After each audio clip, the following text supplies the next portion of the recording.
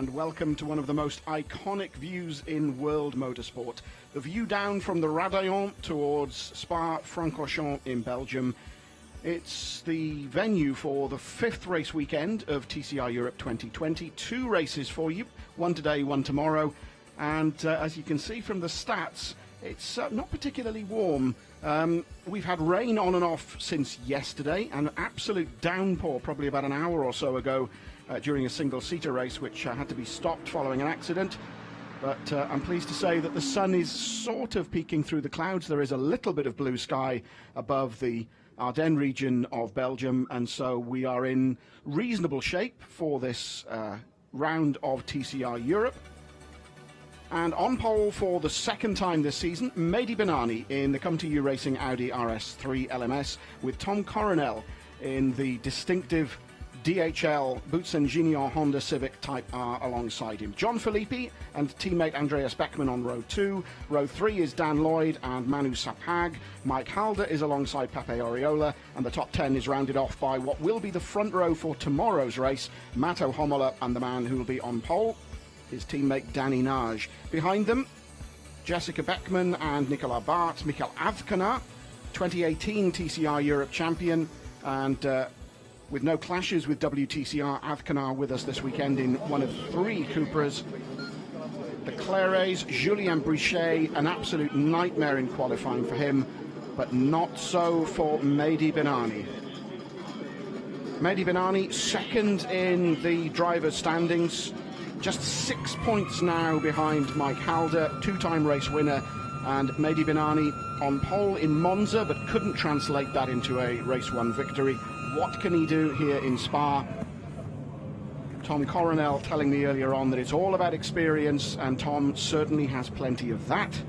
Can he translate that into victory at Spa and becoming a race winner in WTCR? He, of course, took victory at the Slovakia ring in the Come2U Audi a couple of weeks ago. Can he taste victory here in TCR Europe? He doesn't seem to think so. He thinks the guys behind him will be quicker and reckons they'll be past him quite quickly. John Filippi, pole at the very opening round of TCR Europe this year back at Le Castellet, but still looking for his first race victory.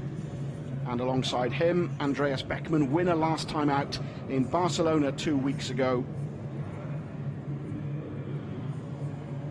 On that occasion, we were, it seemed, on course for a target competition 1, 2, 3, but Andreas' sister Jessica, P2 at the time, was taken out by John Filippi, and Filippi picked up a drive-through penalty for that one. So what started out and was looking like an almost certain target competition 1, 2, 3 in the Hyundais turned into an Andreas Beckmann victory, a disappointed Jessica, and a frustrated John Filippi well down the order.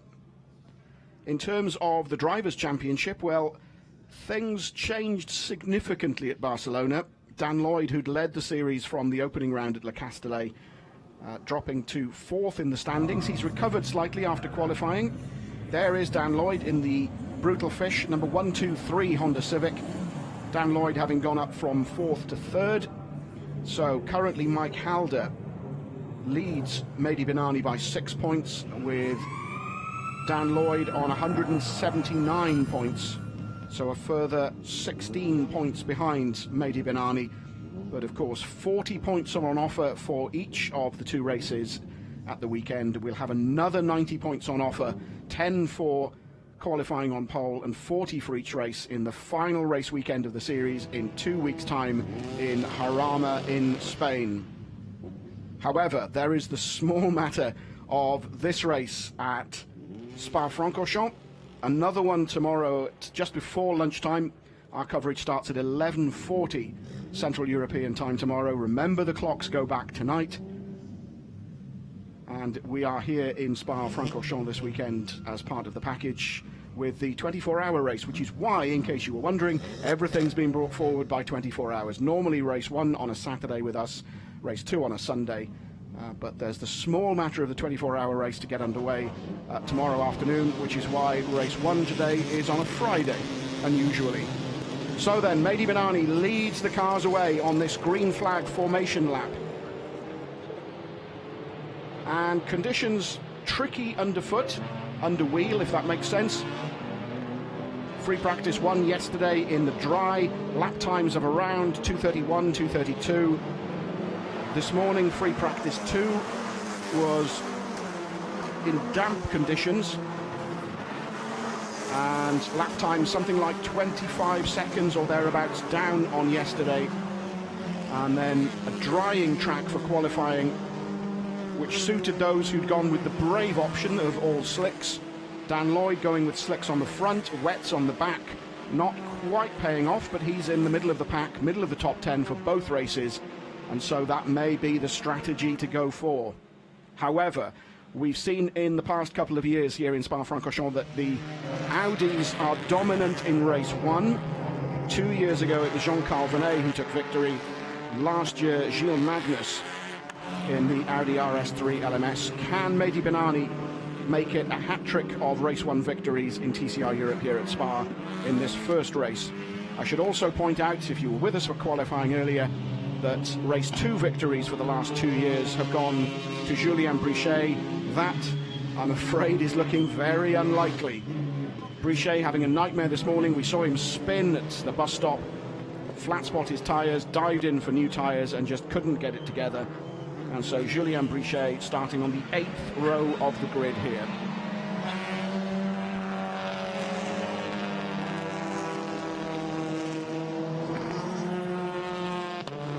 There is Manu Sapag, made his debut in this year's series in Barcelona, and there is our series leader Mike Halder, the only driver to win more than one race so far this year. We are at our 5th race weekend, as I say, so we've had 8 races and 7 race winners. Mike Halder victorious in race 2 at Le Castellet and race 1 in Barcelona a fortnight ago. And I also should mention that Mike's sister Michelle also tasting victory the last time we were in Belgium at Zolder for the 2nd race weekend. And so the last minute decision, the very late decision by the team to switch from TCR Germany to Europe has very much paid off, with Mike Halder leading the series with 4 races of this compact season still remaining. There is Mikel Avkanar in the 2nd of the Volcano Motorsport Cupras, with Evgeny Leonov competing on and off since the beginning of the season. He shares his car in the Spanish Endurance Series with Mikel Avkanar, and with no clashes with WTCR either for this weekend or the weekend at Jarama. Mikel making a guest reappearance in the series, and Tom Coronel has already announced that he's going to be with us both here in Spa and in Jarama. There is Sami Taufik in the other of the Come To You Racing Audi RS3s, and a frustrating morning for young Sami, having broken the engine mount on that Audi and damage caused to the engine, spraying up oil alongside the side of the car, and so an engine change for him, which means he drops to the back of the grid. And with Stefan Vontage in the Peugeot not setting a competitive time in qualifying, he had to go to the stewards for permission to start this race, and so Vontage will start right at the back of the grid alongside Sami Taufik. But all 22 cars entered for this race weekend are on the grid. There is Nicolas Bart. I mentioned earlier a bit of a livery change with that blue colouring on the Audi. And if you look really closely, at perhaps we will in the pit lane later on, you can see the team names of the personnel in that blue colour. So the green flag waves, moments away then from this first race at Spa. All lights on, all lights off, and we look at Mehdi Benani makes a terrific start from pole. Coronel, though, with him as they head down towards the left-hand hairpin at La Source for the first time. But already up the inside is John Filippi, I think, in the 27 Hyundai alongside Tom Coronel. Down the hill then towards Eau Rouge and Radeon, side by side, the Honda and the Hyundai. Who will give ground? And indeed it's Filippi who thinks better of it and allows Coronel to take the line up into Radeon for the first time.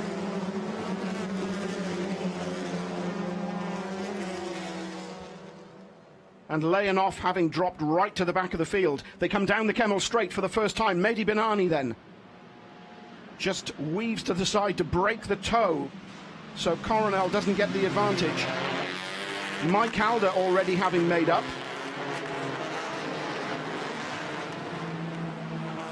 And so Mike Halder's already alongside Andreas Beckmann, and that once again is Jessica Beckmann, who's made contact with Nicolas Bart. Possibly we'll see that in the replay, and that with Bart beached on the side of the track.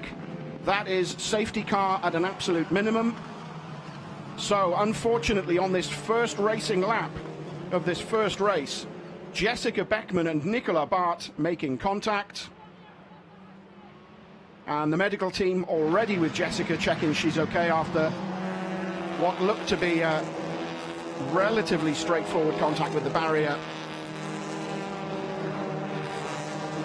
As Mehdi Benani and Tom Coronel now side by side as they come down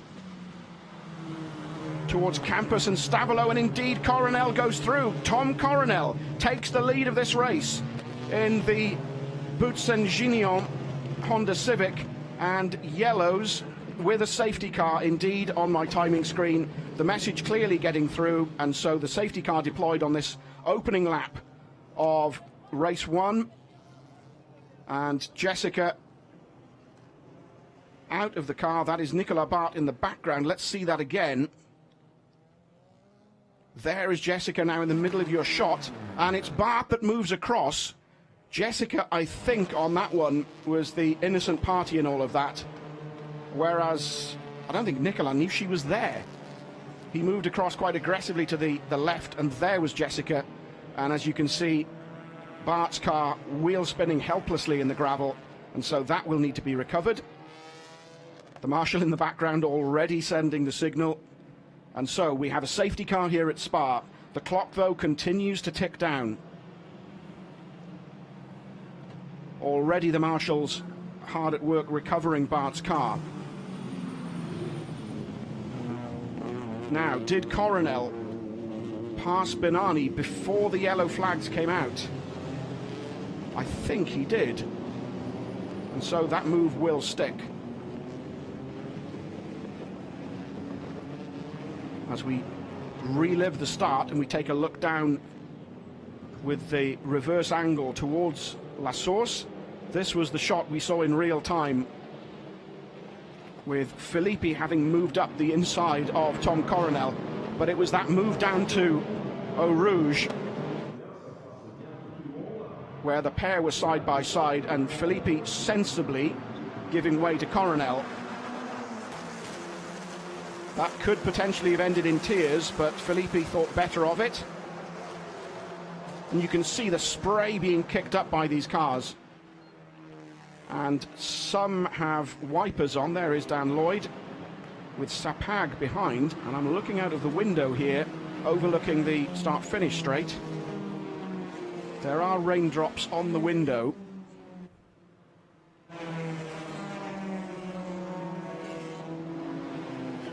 So there is Nage. Let's take a brief moment then to recap the positions for you. Coronel leads from Benani. Filippi still third, then Mike Halder, Andreas Beckmann. Mikel Avkanar has made it up to sixth ahead of Dan Lloyd. Then it's Manu Sapag, Pape Oriola and Julien Brichet. What was I saying earlier on? Brichet starting from the 8th row of the grid. So from P15, Brichet is already up into 10th place, ahead of Teddy Claret in another of the Peugeots. And then it's Mato Homola as we once again look at that collision between Nicolas Bart and Jessica Beckmann.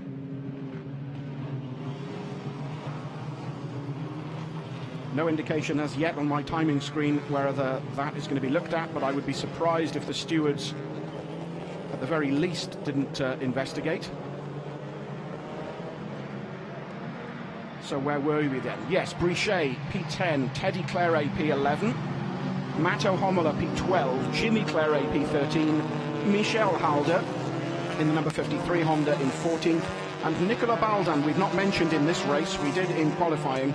Nicolas Baldan debuting the brand new Cupra Leon Competition Valdan, former TCR Italy champion, and the elite motorsport car appearing for the first time, one of 3 Cupras, together with those older models of Leonov and Azkonar.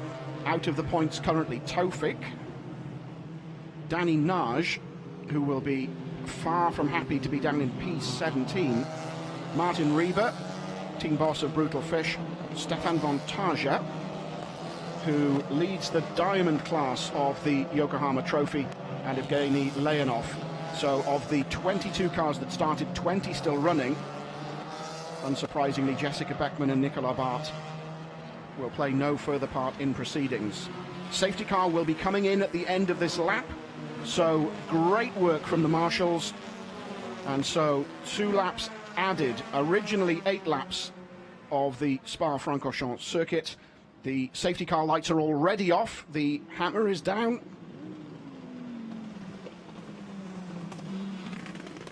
So the safety car will be clearing very shortly, and it will be Tom Coronel. In fact, safety cars already peeled off as they come around onto the start-finish straight to take the green flag, and we will be racing again. And Tom Coronel has timed that beautifully, and he's well away up the road, heading towards Les Sources for the 3rd time. Bernani then now 2nd, 3rd is still John Filippi, 4th is Mike Halder, 5th will be Andreas Beckman, there he is. Behind Andreas Beckman, Mikael Azkonar in that gold Cupra. Behind Azkonar, Dan Lloyd, there he is. Then Sapag, then Oriola. And already right on Oriola's tail is that blue and red JSB Competition Peugeot of Julien Brichet.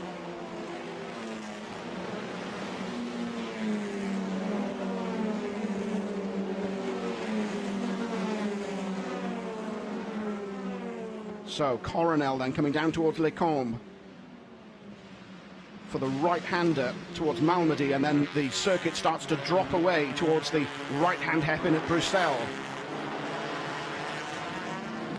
We've seen action aplenty in this part of the circuit in the past. A very stern warning from the race director yesterday during the driver's briefing about cutting the corner. And that's what I was talking about, the dropping down, this elevation change now as they drop down the hill. As Filippi just takes a little look up the right-hand side. Filippi, though, picks his moment, goes up alongside Bernani. It looks as though John Filippi has picked his moment, and P2 changes hands. So John Filippi moves into 2nd place ahead of Mehdi Bernani, and also Mike Halder now, the Honda moving up behind the Audi. Tom Coronel's lead over a 2nd already as Mike Halder squeezes Bernani out over the curbs, but the Moroccan driver has the line. This time, though, back comes Mike Halder and makes it stick this time, so P3 has also changed. Does Bernani have a problem? Look at that already, Mike Halder pulling away. And indeed, Bernani is pulling out of the way and making it easy for those around him to get past. Andreas Beckman, the latest to pass the Audi. And Azkonar, the 96 Cupra, also getting past, so it's all changed then. Mehdi Bernani, our pole sitter, once again, disappointment as Azkonar passes Beckman, and that will be for 4th place. So there's our leader. 2nd is John Filippi, 3rd is Mike Halder, 4th now Mikael Azkonar. And 5th is Andreas Beckman, thumping through the bus stop onto the start-finish straight.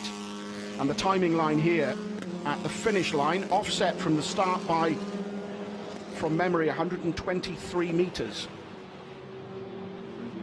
So Azkonar now, his next target will be Mike Halder. Bernani not pitting, so you wonder if he's been caught out by the tyres as Oriola goes up the inside of Dan Lloyd. The 2 teammates, the Brutal Fish cars. Lloyd, though, has the line for the moment, is right behind them and weaving from side to side, going up a very brave line from Julien Brichet, going down towards Eau Rouge, and indeed, Brichet chose his moment going down the hill past the old pits to pass Pepe Oriola, who will be furious at himself. moments before he was looking at passing Lloyd. So Julien Brichet, despite what I was saying earlier, having an absolute stormer of a first race, just having a look at the outside of Dan Lloyd.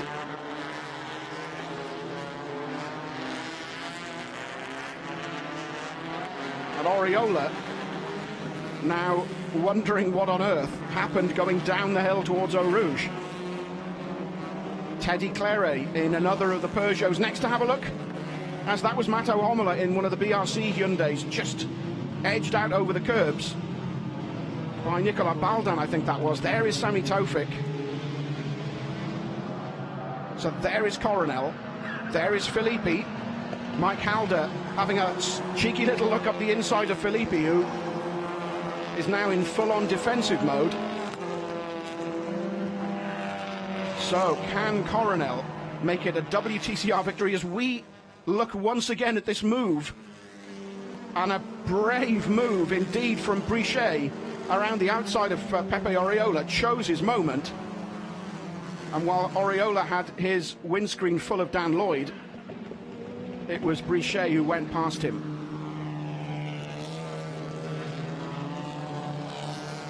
And as I was saying, Coronel, already victorious once this year in WTCR, there he is. And a gap now of nearly 2 seconds, 1.85 seconds, Coronel's advantage between himself and John Filippi. Mike Halder, determined to do something about Filippi and bag more useful points for that Drivers' Championship. Behind Halder is Mikel Azcona in the Cupra. Behind Azcona, Andreas Beckman, Mehdi Benani dropping to 6th. Then Dan Lloyd. And my timing screen says that Oriola has got back past Julien Brichet. But that's not the case, clearly, as you can see. Through the bus stop chicane, then onto the start-finish straight. And it's Dan Lloyd, Julien Brichet, Pepe Oriola, as my timing screen is different to yours for some reason. There we are, mine's now caught up. So Brichet up to 8th, Pepe Oriola 9th, Teddy Claret 10th. And then it's Manu Sapag, Jimmy Claret, Nicolas Baldan, Matteo Homola and Michel Halder in the final of the point-scoring positions in P15.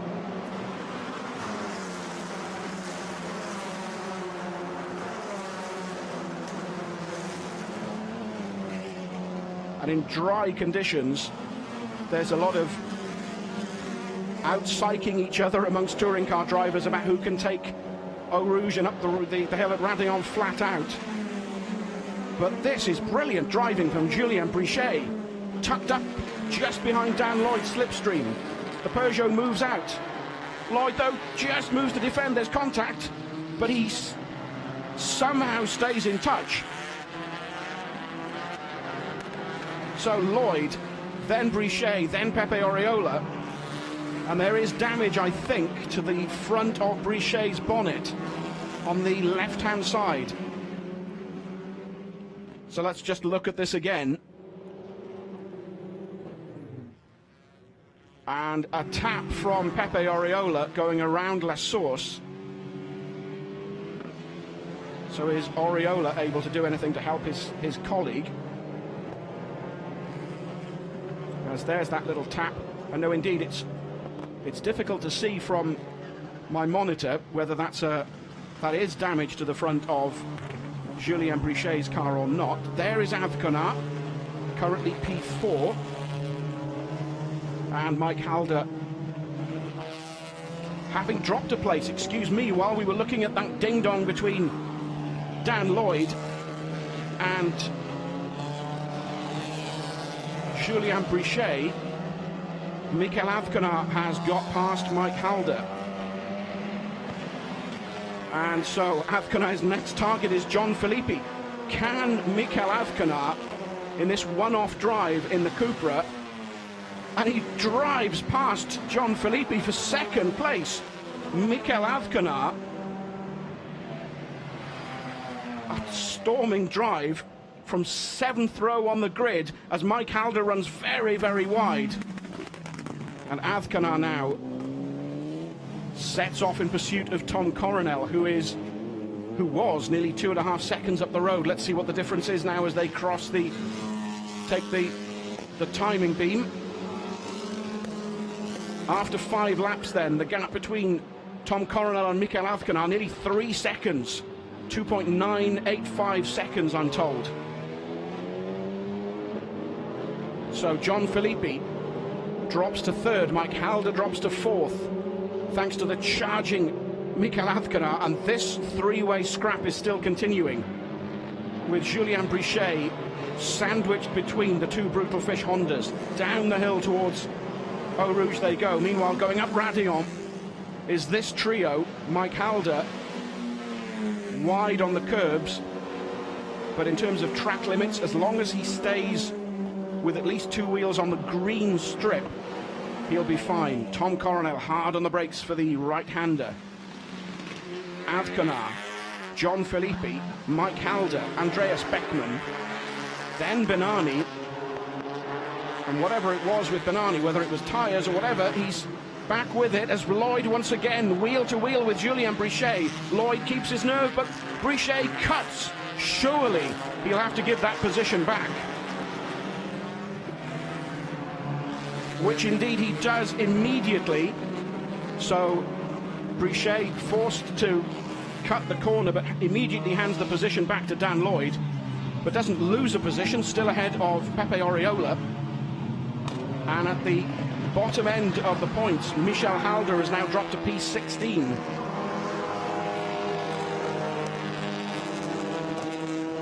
And I think that was Andreas Beckmann.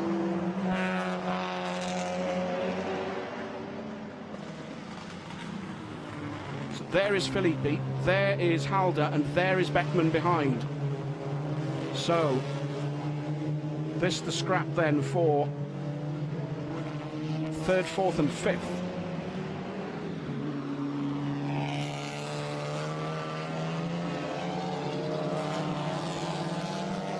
So currently Tom Coronel leads for Boots and Gignon in the Honda. 2nd, Mikel Azcona, Volcano Racing in the Cupra. There he is. Then it's the first of the target competition Hyundais with John Filippi. Then the Profi Car Honda of Mike Halder. Then Andreas Beckmann, target competition Hyundai.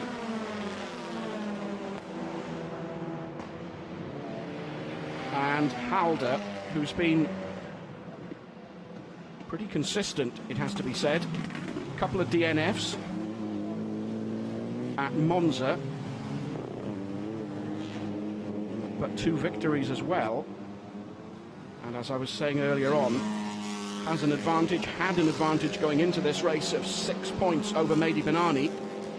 That will increase, but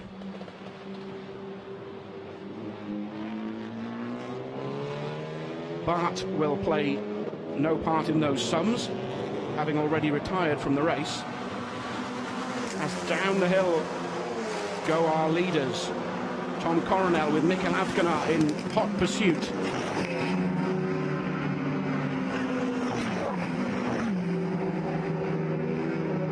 That is a brilliant shot, but it still doesn't give an accurate representation of just how steep it is there. If you stand at the bottom of Eau Rouge and look up Radillon, it really is a steep hill.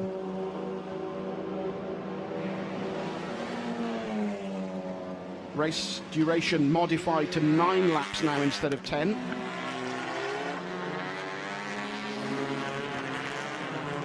And the gap having come down, having halved in fact between Coronel and Azcona. 1.57 seconds now between Coronel and Azcona at the head of the field. And the gap is narrowing still. Filippi still defending 3rd from Mike Halder. Andreas Beckmann also in close attendance. And then there's a gap back for nearly 5 seconds to Benani in P6. Oriola has got past Julien Brichet.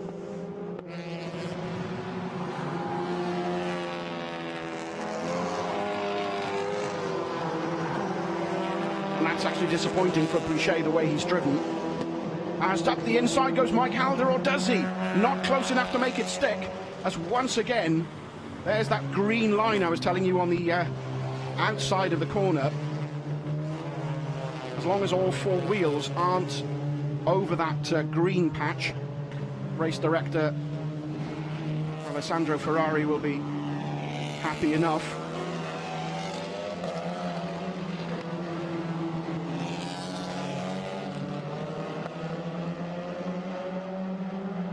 Oh, and Mike Halder getting up alongside John Filippi there, and indeed on the switchback, Mike Halder has done it. Mike Halder moves past John Filippi into third place and immediately moves across to block.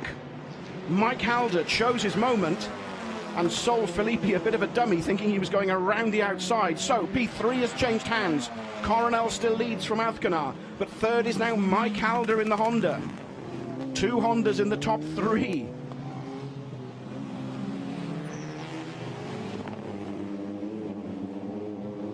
And Andreas Beckmann still in 5th place as they come down the start-finish straight. The leaders, look at that gap, having come right down between Coronel and Azcona, now less than a second on the timing screens. Mike Halder, though, will be happy enough to be on the podium yet again and score a useful bag full of points as John Filippi leads his teammate Andreas Beckmann down the hill. And talking of teammates, Dan Lloyd ahead of Pepe Oriola, and Julien Brichet, whether he was too aggressive on his tyres, I don't know. Definitely body damage on the Peugeot now, though, as Baldan in the Cupra Competition and the Audi have got past. And it's Taufik who's passed Julien Brichet.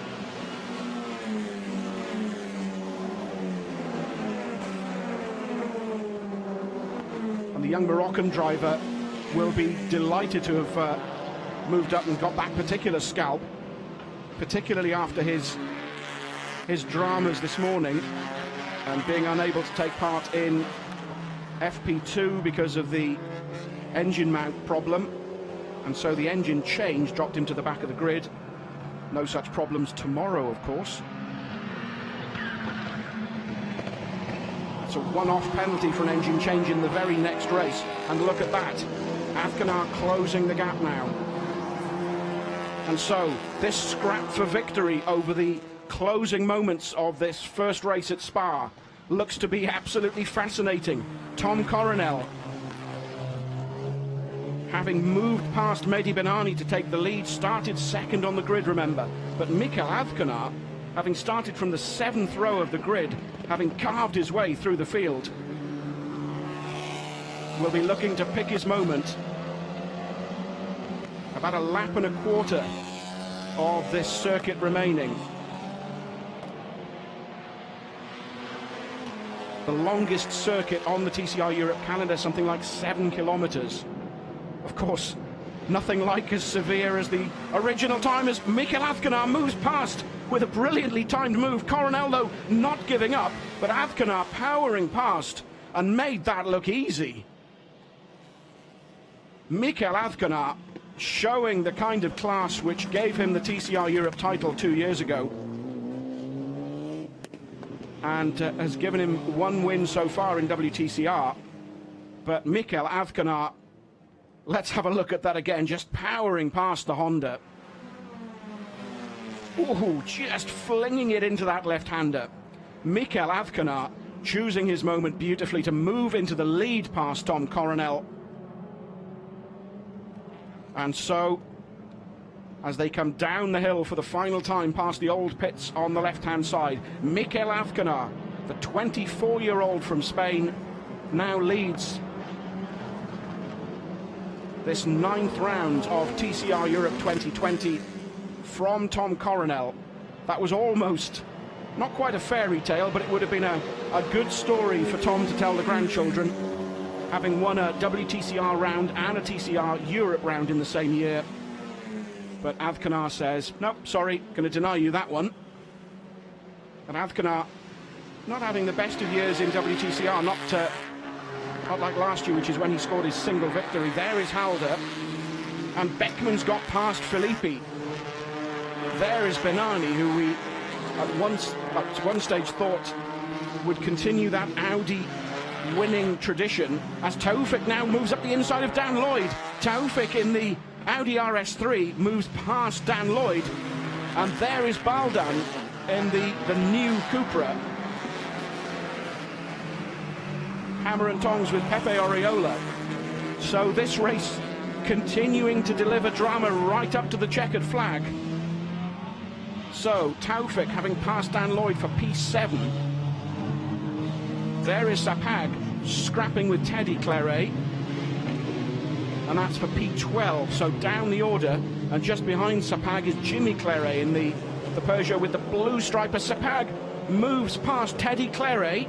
Claret there, no, and there's contact between the pair. Sapag brushes the barriers, continues though. So Teddy, then Jimmy, then Sapag. Let's look at that again. And I've got to say that Teddy was awfully ambitious with moving across like that and closing a door that wasn't really there to be closed. However, we are now just a couple of corners away from Mikel Azcona becoming yet another race winner in this extremely unpredictable TCR Europe season 2020. Around the bus stop for the final time, and he'll be able to see the checkered flag. Up he comes, the checkered flag waves, the headlights flash, and Mikel Azcona takes victory in this first race at Spa-Francorchamps. Mike Halder, excuse me, too many Mikels on the podium. Mike Halder finishes third, and then it's Andreas Beckmann who finishes as the best of the Hyundais in fourth, ahead of John Filippi. But we still have the remainder of the points positions to decide. Benani finishes ahead of Taoufik. There he is. There is Dan Lloyd on the left of your screen, who finishes just ahead of Baldan, and Oriola holds off Julien Brichet, and behind Brichet it's Jimmy Claret, then Sapag, then Teddy Claret, and the final point is scored by Mato Homola in the BRC Hyundai. Wow. And Stefan Vantage, right at the back of the field, will be our final classified finisher, and will pick up more points in the Yokohama Diamond Trophy. It was Nicolas Bart who led the rookies category, and Vantage leading the Diamond category for drivers over 40. It'll be interesting to see what the points say after this race. However, Mikel Azcona delighting Cupra. So another brand, another car brand takes victory, another driver takes victory as Tom Coronel comes across in that distinctive yellow and red DHL colour scheme to congratulate Mikel. A great battle, but you have to say the moment where Azcona chose to pass Coronel, as the Boutsen Gignon team congratulate Tom on second place. You can sense the slight disappointment though. You'd think that Tom was, what, a couple of laps less than that away from taking victory. Mike Halder though will be pleased, his car in the background, with another podium place, third place for Mike Halder. And out come the podium masks now. That's Beppe, who's a legend amongst the TCR paddock, handing out the Yokohama hats and the masks. Tom, though, already going with his sponsor's mask. And there is confirmation of our results of race one here at Spa. Winner for Volcano Motorsport, Mikel Azcona in the Cupra, ahead of Tom Coronel and Mike Halder. And then finishing behind the podium positions, Andreas Beckmann, John Filippi, Mehdi Benani and Sami Taoufik. Dan Lloyd holding off Nicolas Baldan right at the end. Pepe Oriola finishing 10th ahead of Julien Brichet.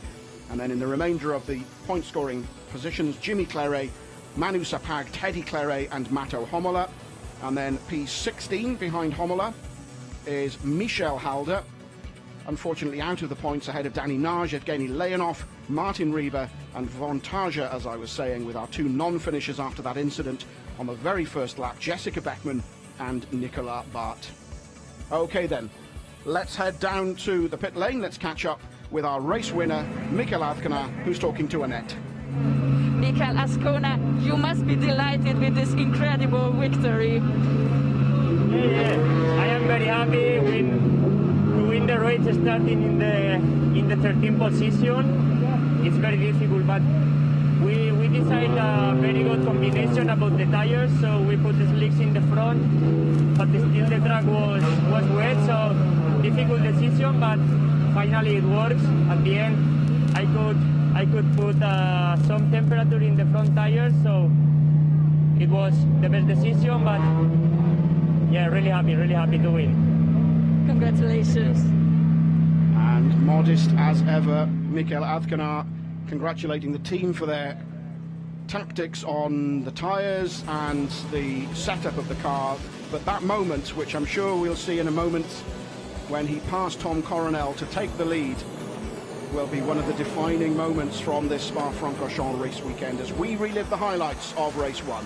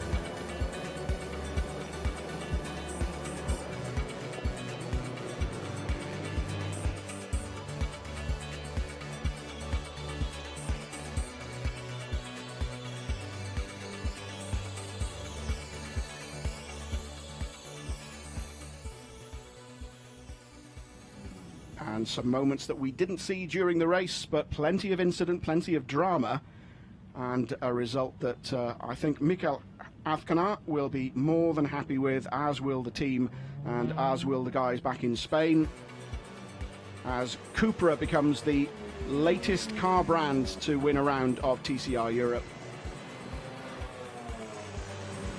Mikel Azcona showing the kind of class which gave him the TCR Europe title 2 years ago. And it would be interesting, wouldn't it, if Josh Files just popped out of retirement, if that's the right word. He's not currently driving anywhere at the moment. His plans for this year were to compete in Asia, and of course that's all been put on hold for the time being as a little bit of banter just before the podium ceremony as Mike Halder steps up. Very different podium ceremonies, of course, this year. Mike Halder celebrates his third place. Second place with the Boots Engineer Racing Honda, Mr. Tom Coronel.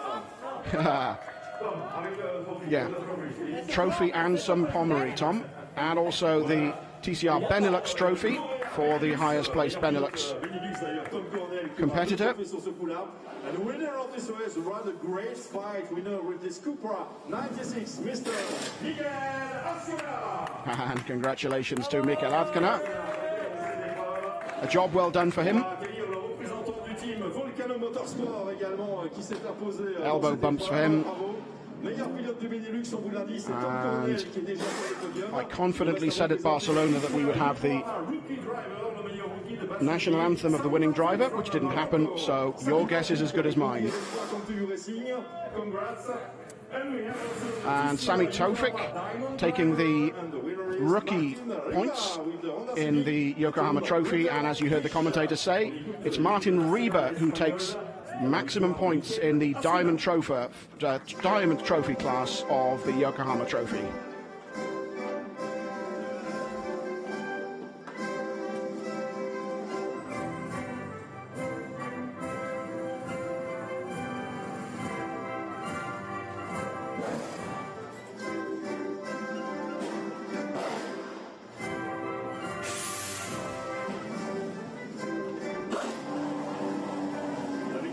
And so normal service is resumed with the national anthem of the winning driver.